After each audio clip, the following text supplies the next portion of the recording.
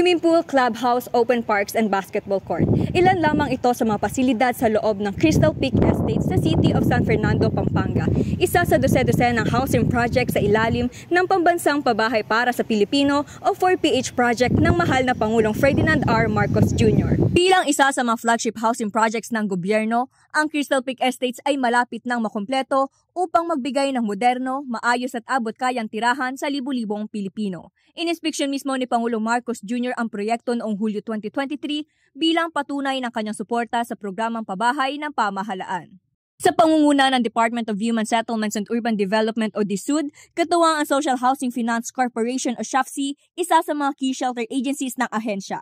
Ang proyekto ay may kabuuang 10,308 housing units sa loob ng isang 8 ektaryang township-style development. Halos tapos na ang Cluster A na binubuo ng 412 palapag na gusali na may 977 residential condominium units at 19 commercial spaces. Ang mga unit ay may kumpletong standard finish tiled floors, painted walls and ceilings at naka-install na electrical and plumbing fixtures at mayroon ding elevators, 2 fire exits at main stairs.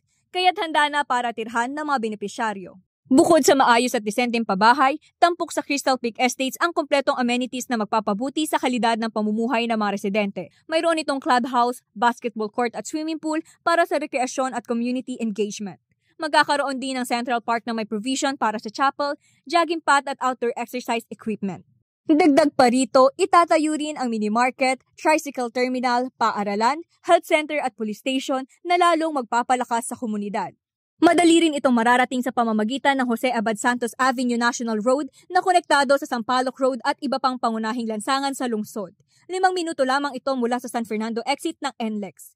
Mayroon ding alternatibong ruta gamit ang Pascuhan Road para sa mas mabilis at maginhawang biyahe papunta at palabas ng komunidad.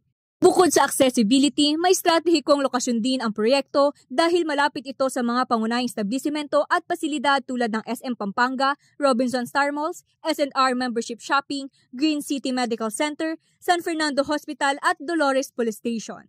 Dahil dito, mas magiging madali para sa mga residente ang akses sa pang-araw-araw na pangangailangan, serbisyo at transportasyon. Pagtitiyak ni DSUD Secretary Jose Rizalino Acuzar sa ilalim ng flagship 4PH program ay patuloy ang DSUD sa mabilisang pagpapatayo ng mga pabahay sa buong bansa. Sa nalalapit na pagkumpleto ng Crystal Peak Estate, mas maraming Pilipino ang magkakaroon ng disenteng tahanan, matatag na komunidad at mas maliwanag na kinabukasan. Para sa mga interesado, makipag-ugnayan lamang sa inyong lokal na pamahalaan o bisitahin ang aming website www.dhsud.gov.ph o ang DSUD official Facebook page para sa mga karagdagang detalye. Ako si RV Arroyo ng Department of Human Settlements and Urban Development para sa DSUD Express Balita.